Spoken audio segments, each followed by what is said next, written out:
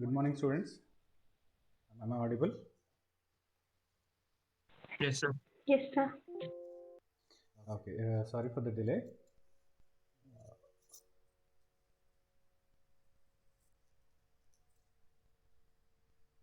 Okay,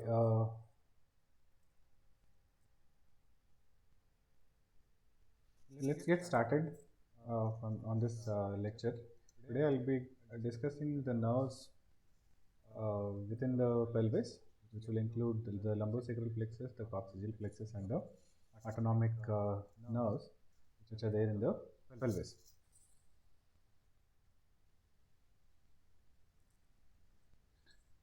So, as you already know, when we discussed about the lumbar plexus, the last two lumbar spinal segments, that is the ventral rami from the L4 and L5, they basically descend down. Most of the L4 and L5, they come down and join the sacral plexus. Some part of the L4 actually takes part in the lumbar plexus and forms the various nerves that we discussed last time. The sacral plexus or the lumbosacral plexus is formed from L4, L5, that is part of the L4, and L5, then S1, S2, and mainly S3. Okay, uh, and partially from S4. A major portion of S4 also uh, contributes to the sacral plexus or lumbosacral plexus. The remaining part of L4, S4 and S5, along with the rudimentary coccygeal nerve, will form the coccygeal plexus. Okay. So the somatic, motor, and general sensory innervation of the lower limb, which means all the types of nerve supply to the lower limb and the pelvis, is derived from the lumbar and sacral plexus, which are, as you know, are present on the posterior abdominal wall and the pelvic walls. So the lumbar plexus is formed from the lumbar spinal nerves, along with variable contribution from thoracic to the last thoracic and the last thoracic, that is T12. Okay, but the lumbosacral plexus is formed from L4, L5, that is some portion or half of L4, L5, then S1 to S3 and part of S4. Okay, so that is as you can see, L4 and L5, they join together as the lumbosacral trunk, and this lumbosacral trunk crosses the pelvic brim in front of the sacroiliac joint along the medial margin of the psoas major muscle and descends down and attach or actually joins with the trunk of S1 root. Okay, the ventral rami of S1, and that along with the once L2 and L3 all of them join together, they form a big uh, nerve or a plexus. This plexus ultimately gives rise to all the nerves that will supply the gluteal region and the uh, uh, leg, that is posterior aspect of the thigh and the all the way up to the foot. And some of the remaining fibers, that is from S3, S4 and S5, they join to form the coccygeal plexus, and they will supply the internal pelvic muscles and viscera. Okay, and as you know, the autonomic system includes the uh, uh, pelvic parasympathetic outflow. The sympathetic outflow is only up to L2 or L3 level. Okay, as you all know that it is coming from T1 to L2 or L3, and then the fibers that come out, they actually either go up to form the cervical plexus or cervical sympathetic chain, or they come down to form the lumbar and uh, pelvic or the sacral, presacral sympathetic chain. Okay, so they will form plexus again, the parasympathetic and sympathetic plexus, and they will supply the viscera of the pelvis and also the various other structures all the way up to the lower limb. So this lumbosacral plexus or sacral plexus lies in front of the piriformis muscle, as you can see in this diagram. So it lies in front of the piriformis. That is one of the ways to identify it. But actually, there is some little bit of variation. Like some of the nerve roots coming from S2 and S3 may be kind of separate, and they may not join completely and form one single trunk. Instead, there may be a separate division, or generally what happens is once there are ventral divisions and dorsal divisions within these S2 to S4 roots, and these ventral and dorsal divisions give rise to ultimately the common peroneal nerve and the tibial nerve, which can actually divide higher up within the pelvis itself sometimes. Okay, but generally they tend to stick together all the way up to the knee. Okay, so the pelvis, as you know, contains the lumbosacral trunk or the lumbosacral nerve and the sacral and coccygeal plexus and the pelvic parts of the sympathetic and parasympathetic system. Collectively, these nerves carry the somatic autonomic innervation to the majority of the or all of the pelvic organs and the muscles of the pelvic floor and the perineum and the gluteal region and the lower limb. So that is what you have to remember ultimately. So as you can see in this, so this is basically the lumbar plexus and this is the sacral plexus or the lumbosacral plexus. On the right side, you have the lumbar plexus, and as you can see, the lumbosacral trunk descends down and then joins the sacral spinal nerves, and then they give rise to all the nerves which will supply the pelvis and the lower limb, like the inferior gluteal, the pudendal nerve, superior gluteal nerve, sciatic nerve, etc. Okay, so these ventral rami of sacral and coccygeal spinal nerves form the sacral and coccygeal plexus. So these are the ventral rami, not the dorsal rami. Remember, the ventral rami of sacral and coccygeal spinal nerves form sacral and coccygeal plexus. The upper four sacral ventral rami enter the pelvis, as you can see in this. They enter the pelvis through this anterior sacral foramina. Okay, and the fifth one actually exits back and then comes to the front. Okay, so it enters between the sacrum and the coccyx, and the ventral ramus of the coccygeal nerve comes out behind the or below the rudimentary transverse process of the first coccygeal segment, and then joins with the fibers from S4 and S5 and forms the coccygeal plexus.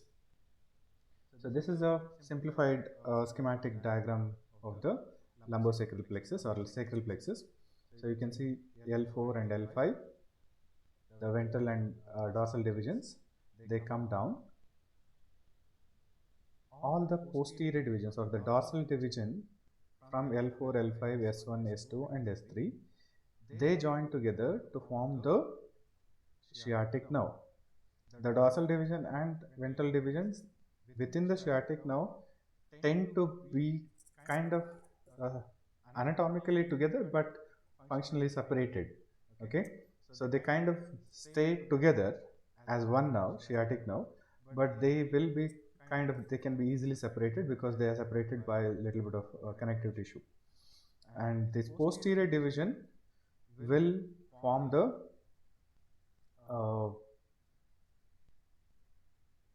posterior division and anterior divisions will go down. The anterior division will form the common peroneal. The posterior division will continue as the tibial nerve. Okay.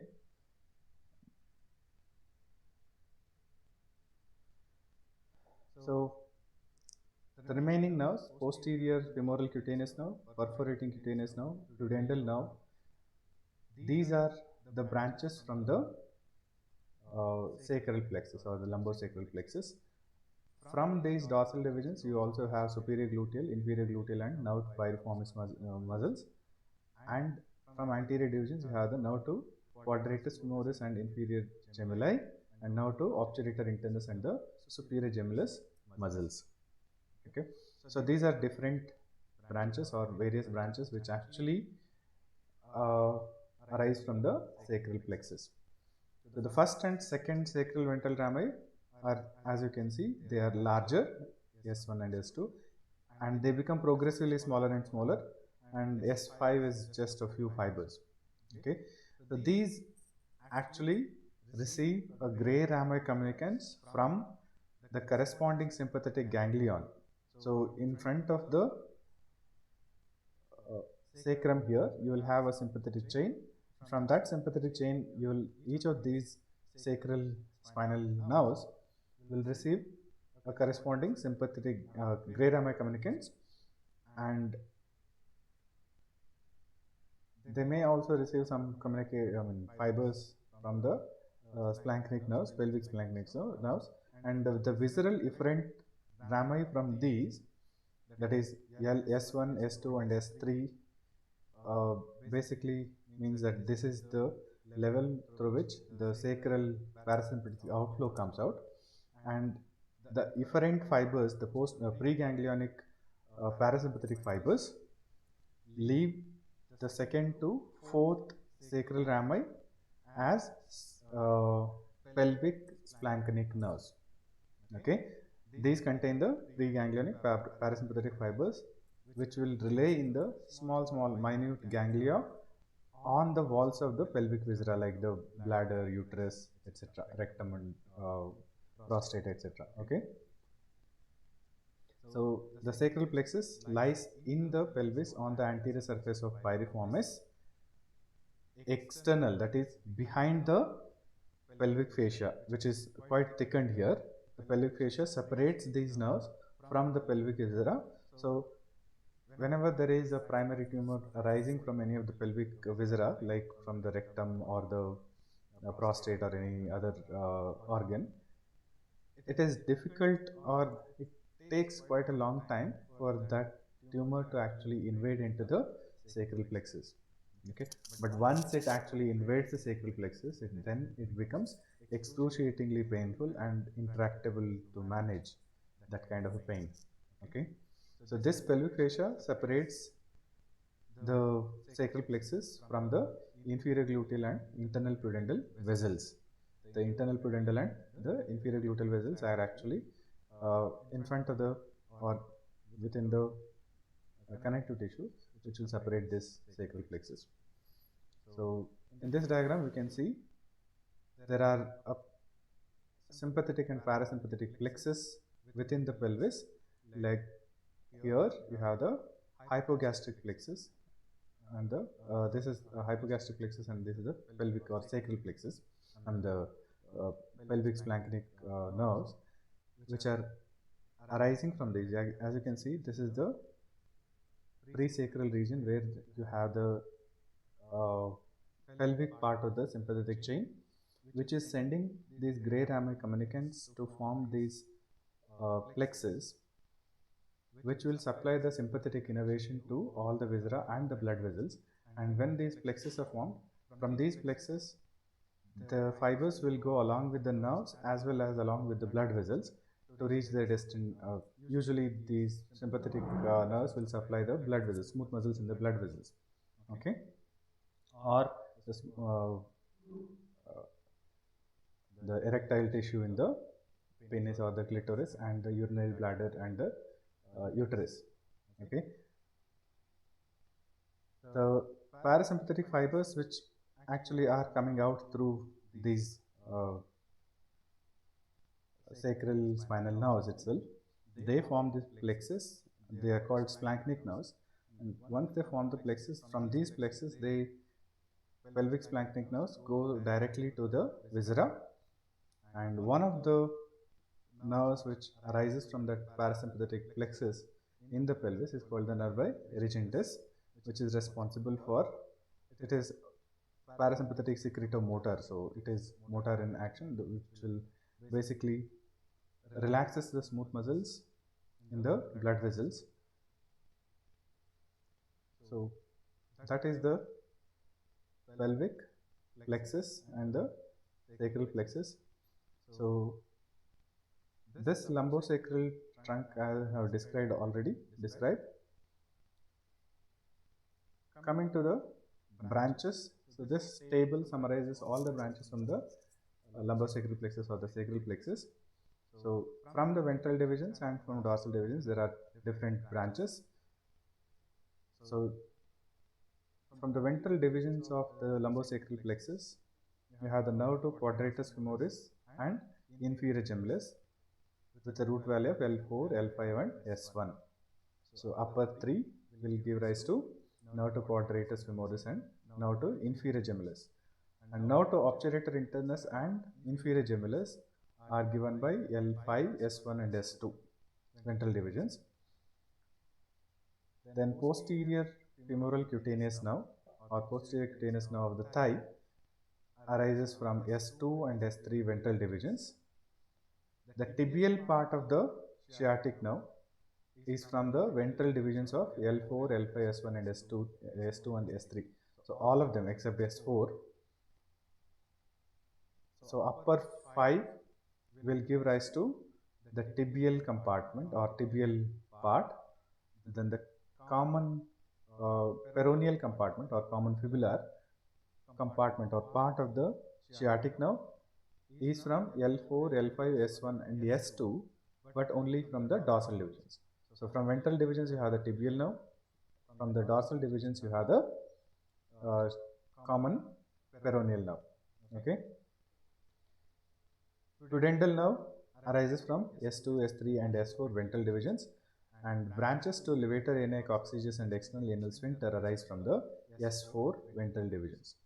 So from ventral divisions you have nerve to quadratus femoris and nerve to inferior gemellus, nerve to obturator internus and superior gemellus, and posterior cutaneous nerve of the thigh, tibial compartment of the sciatic nerve, then pudendal nerve, and branches to levator ani coccygeus and external anal sphincters.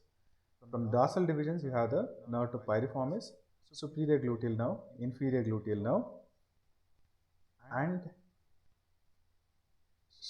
common peroneal compartment of the sciatic nerve, then the perforating cutaneous nerves. The posterior cutaneous nerve of the thigh receives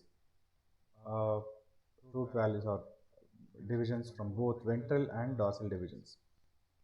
Ventral divisions S2 and S3, dorsal divisions from S1 and S2. So this is the summary of all the nerves or branches from the sacral plexus or the lumbosacral plexus. So here L5 in brackets means that there may be a contribution from L5 muscle to the piriformis muscle. Okay. So these are all the the nerves from the sacral plexus, from ventral divisions and dorsal divisions. So most important nerves to remember in this group are the sciatic nerve, which is comprised of tibial compartment and the common peroneal compartment, will have L5 to S3 both ventral and dorsal divisions. Ventral divisions of L4, L5, S1 and S2 and S3 will give rise to tibial compartment. Dorsal divisions of L4, L5, S1 and S2 will give rise to common peroneal compartment.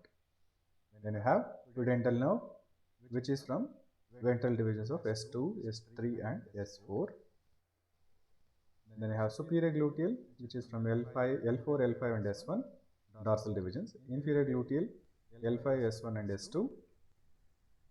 Then you have the posterior cutaneous nerve of the thigh or posterior femoral cutaneous nerve, which is from S1, S2 and S3, both ventral and dorsal divisions. Okay. So this is the important aspect that you have to remember.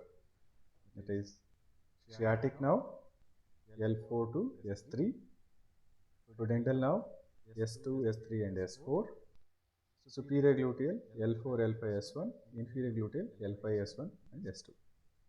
Okay.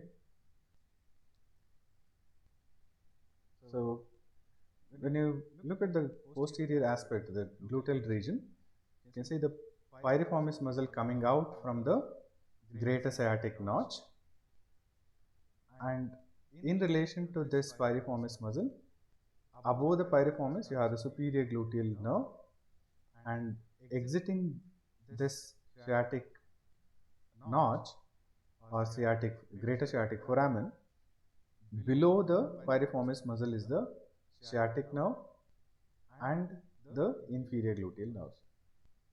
Okay, and posterior cutaneous nerve of the thigh as well.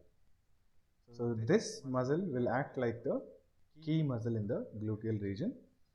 So this is what you should remember. And if you can see, this sciatic nerve has two parts, that is the tibial part and the common peroneal part. The tibial part will give rise to or innervate all the muscles in the hamstring muscles. There is semitendinosus, semimembranosus, and adductor magnus muscles. The common peroneal compartment will give innervation to a short head of biceps. Okay, tibial compartment will also give innervation to the long head of biceps. Then the sciatic nerve will divide just above the popliteal fossa or in the popliteal fossa apex, then it will into common peroneal and the tibial nerve. Then this tibial nerve will ultimately supply muscles in the calf, then go into the foot where it divides into medial and lateral plantar nerves. Medial plantar nerve and the lateral plantar nerve, which will supply most of the muscles in the muscles and skin of the sole of the foot. Common peroneal nerve will supply the muscles in the anterior, the lateral compartment of the anterior and lateral compartments of the leg. Okay, so here you can see the sacral, from the sacral plexus, the sciatic nerve coming out through the greater sciatic foramen, which is converted into foramen by the sacrospinous ligament. So this is the cutaneous innervation from the sacral and coccygeal plexus. Here you can see, of course, it also includes the lumbar plexus innervation. That is, from the lumbar plexus you have the genitofemoral, the ilioinguinal nerve, then the femoral nerve, lateral cutaneous nerve of the thigh. Okay, all of these are branches from the lumbar plexus, which will supply the anterior aspect of the thigh. So lumbar plexus is responsible for innervating the anterior aspect of the thigh. The posterior aspect of the thigh and leg are innervated by the sacral plexus. As you can see, the dorsal rami of L1, S1, S2 and S3 are very close to the midline. Then you have posterior cutaneous nerve of the thighs supplying this posterior aspect of the thigh. Then if you go down, the tibial nerve or the common peroneal nerve will supply the rest of the innervation to the foot. Okay, so sural and the superficial branch of the or superficial peroneal nerve, which will supply the dorsal aspect of the foot. The plantar aspect, you have the medial plantar and lateral plantar supplying the sole of the foot. So that is the cutaneous innervation of the thigh and leg. And if you look at the perineal region, you can see the sacral plexus and coccygeal plexus responsible for supplying the perineal region, mainly through the internal the pudendal nerve. Okay, so S2, S3, S3 and S4, mainly S3, S4 and S5 around the anal canal or the anal opening, you have the S5, and around that you have a larger area including the scrotum being supplied by the S4, which will also supply the levator anal muscle and the external anal sphincter. Okay, and S3 surrounding region around the perineum. Okay, S2 on the medial aspects of the thigh.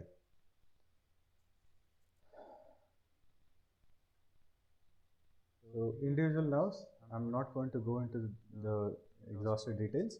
Sciatic nerve travels in the posterior compartment of the thigh and it supplies most of the leg and foot and the thigh muscles. It is formed in the pelvis from the ventral ramus of 4th lumbar to 3rd sacral spinal nerve.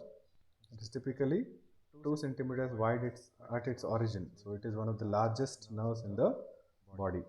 Okay, and it enters the lower limb via the greater sciatic foramen inferior to the piriformis and descends between the greater trochanter and the ischial tuberosity. And superiorly, it lies deep to gluteus maximus, resting first on the posterior ischial surface, then divides into tibial and common fibular or peroneal nerves proximal to the knee. So this level of bifurcation may be as high as within the pelvis. The tibial nerve is derived from the anterior divisions and fibular or the peroneal is from the posterior divisions, as I mentioned already. So it supplies all the posterior thigh muscles, including the ischial part of adductor magnus, except the short head of biceps femoris. Short head of biceps femoris is supplied by the lateral compartment or the common peroneal compartment of the sciatic nerve. So its course responds to a line drawn from just medial to the midpoint between the ischial tuberosity and greater trochanter to the apex of the popliteal fossa. It runs straight downwards. So that is the sciatic nerve.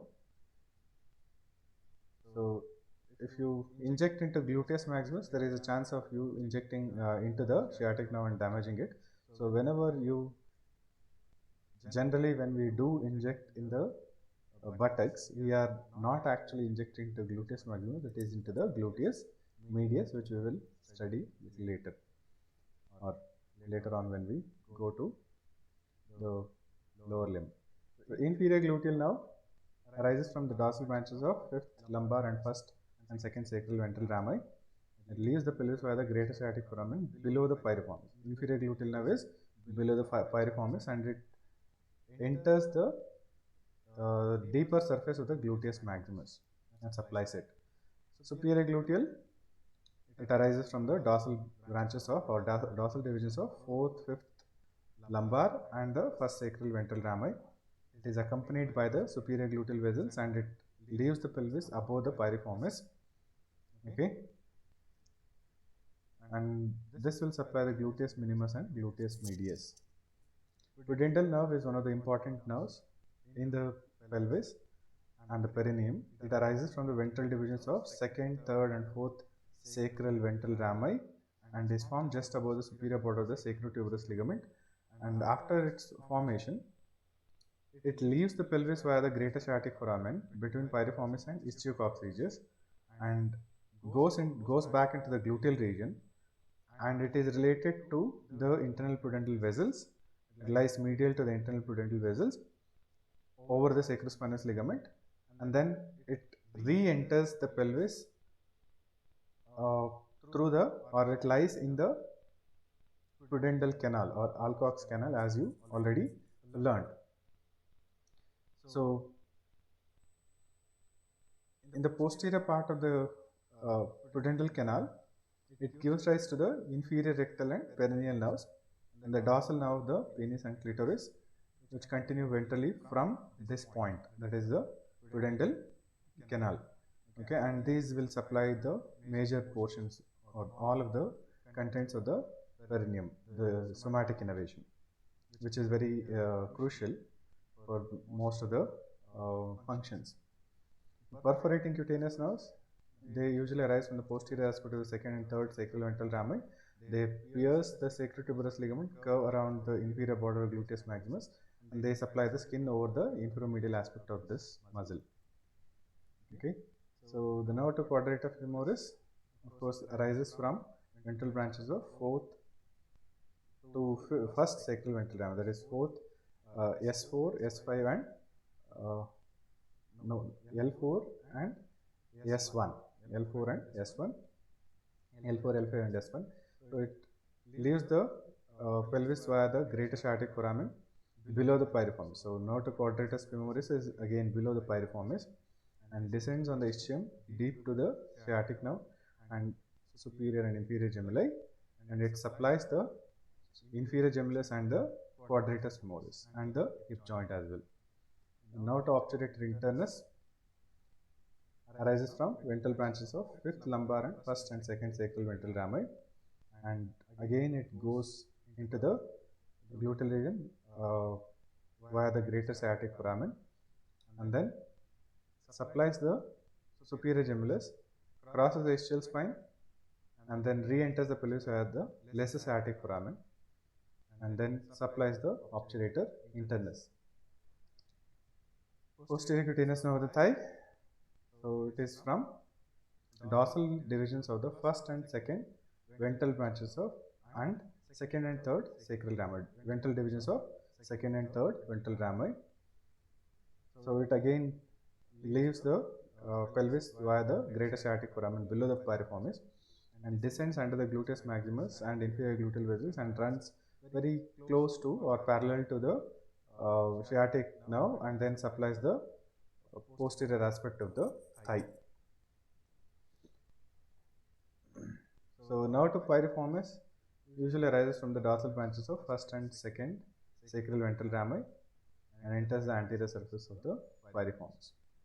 So that is about the lumbosacral plexus. Coming to the coccygeal plexus, there is nothing major about this. The coccygeal plexus is formed by the small descending branches from the fourth sacral ramus and by the fifth sacral and coccygeal ventral ramus. So part of the fourth sacral spinal nerve and complete fifth sacral spinal nerve and the coccygeal nerve will join together to form the coccygeal plexus, and they supply the levator inner muscle and the external inner sphincter and little bit of skin between the coccyx and the anal canal or external anal orifice. So that would be the coccygeal plexus, a small plexus here. Okay. So coming to the sympathetic and parasympathetic plexus, so there are visceral branches which are called the pelvic splanchnic nerves, which arise from the second to fourth sacral ventral rami, and they innervate the entire pelvic viscera. Of interest in these pelvic splanchnic nerves are some of the nerves which are responsible for majority of the functions of the pelvic viscera, reproductive functions, and maintaining or initiating erection and ejaculation process in the male during sexual intercourse.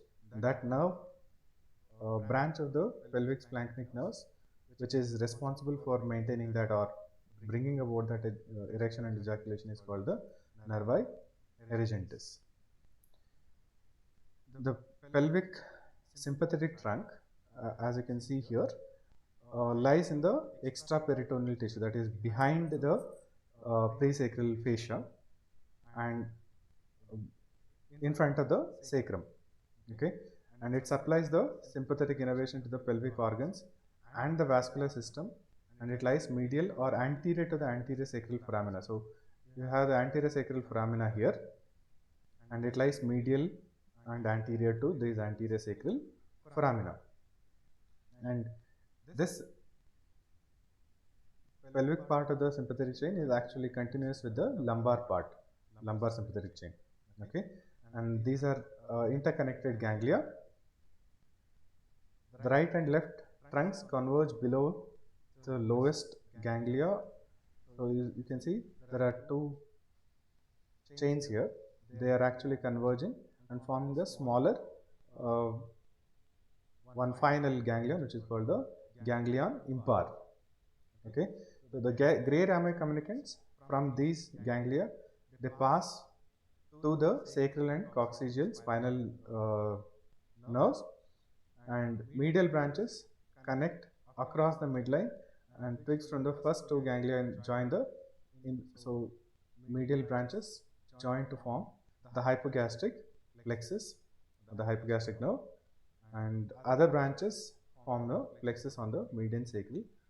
So there is a median sacral artery here, so they supply the median sacral artery. Okay, so that is about the autonomic nerves. So coming to the applied aspects of sacral and coccygeal plexus, one of the most common clinical condition that I see in my daily practice is the sciatica.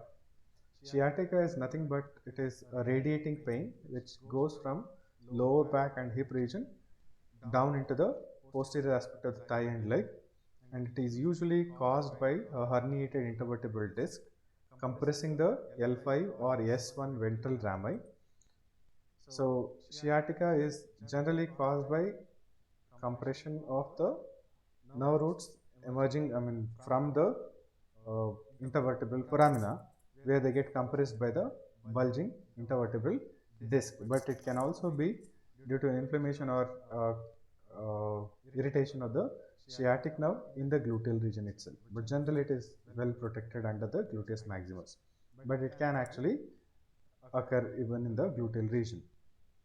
And erectile dysfunction can happen because of an neuronal, or if the if there is damage to S2, S3, and S4 uh, parasympathetic outflow, that can result in erectile dysfunction.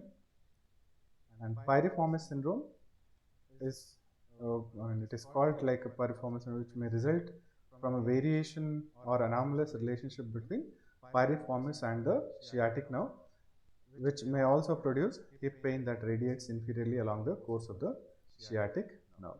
So that completes the sacral and coccygeal plexus, including the autonomic nerves in the pelvis. If you have any doubts, you are more than welcome to ask. Any doubts?